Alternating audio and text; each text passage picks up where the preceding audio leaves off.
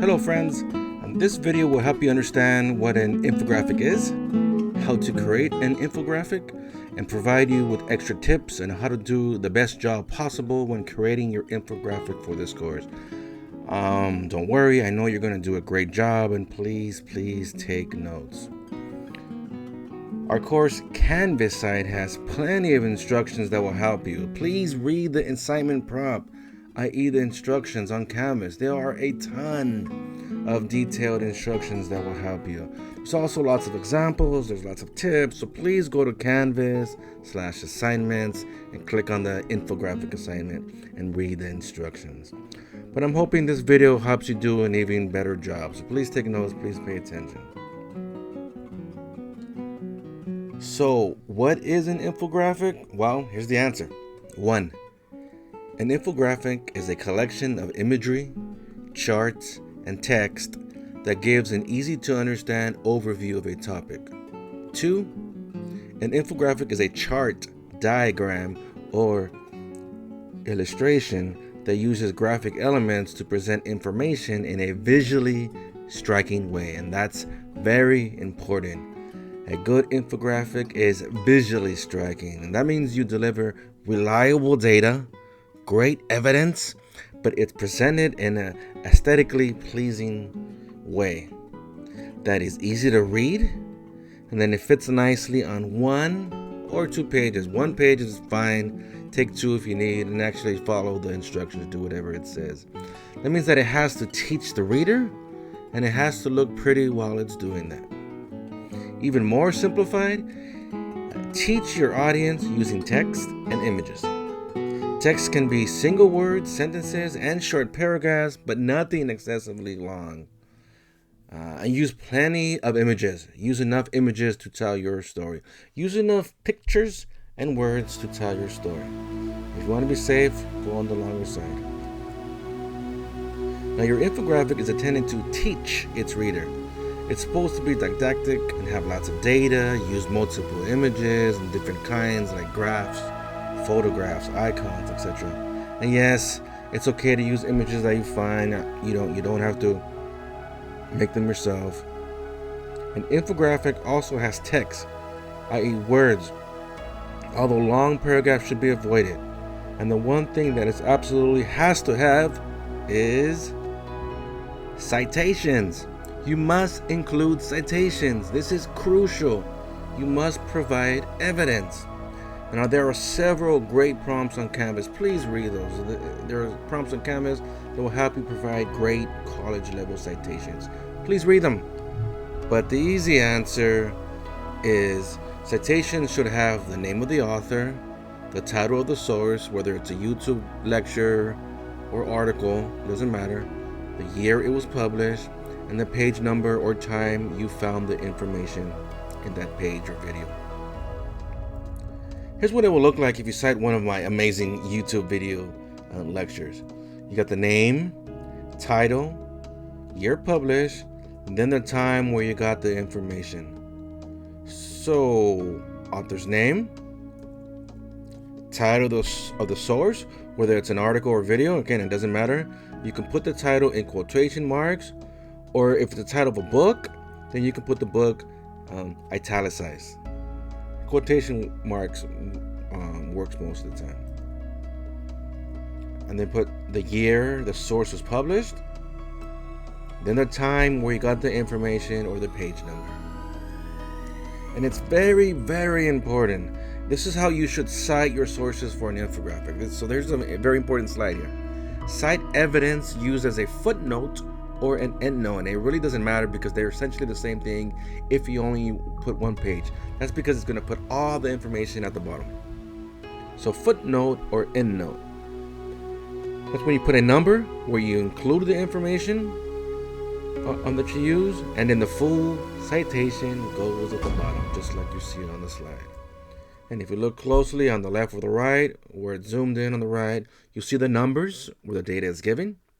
Then the full citation is at the bottom of the page. And the big freaking red arrow, citation. This is how you should provide citations for your amazing infographic. Use the footnote tool to include a number where you include the data from the research that you did. Then give the full citation at the bottom of the page as a footnote, just like you see here and in the previous slides. But give many citations. There's only 3 here. Give way more than 3. It's okay to make the font a little bit smaller. It's normal, but not too small. A human being needs to read this. Another important tip is to read the instructions. This is absolutely crucial. It's more than likely that this infographic assignment is going to have you pick a topic from a particular week or theme, i.e. pick a theme from week 2 or 3, or pick a theme between week 5 or 6. You're going to have to do that. So read the instructions to do what it says. Read the instructions carefully and follow the instructions. And then usually it's going to have you email me 2 possible choices within that theme. All right. We're nearing the end, so let's take a look at several examples of infographics. Good infographics have a clear title.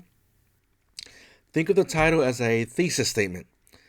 That thesis statement clearly tells the reader what their paper, or in this case, what the infographic is going to be about.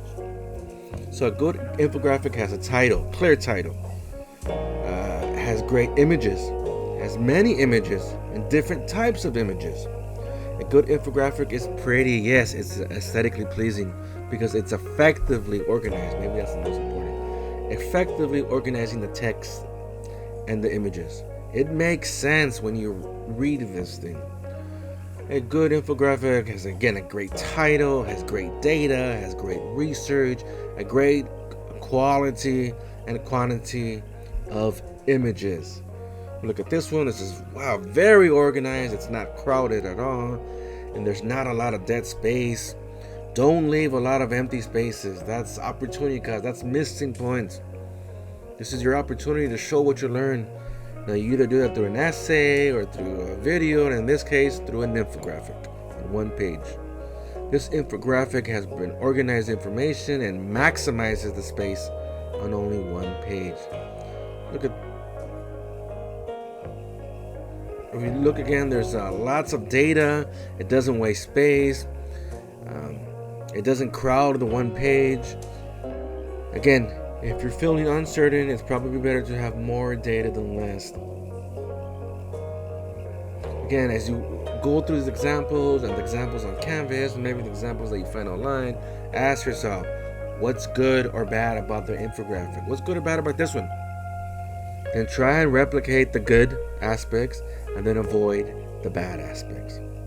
Although this last couple of infographics that we saw are actually pretty good. Wow, mira, this one's beautiful, right? What's good about this one? It's nice, it's beautiful, it catches the audience attention. It's got a ton of great information. It's effectively organized. It doesn't waste any space. And another great thing is that it doesn't have singular words. Yes, you see singular words, but there's a couple of sentences on the left that just passed, right? It explains complicated concept. It's okay to have sentences. Just don't write, entire paragraphs. This is not an essay. This is an infographic.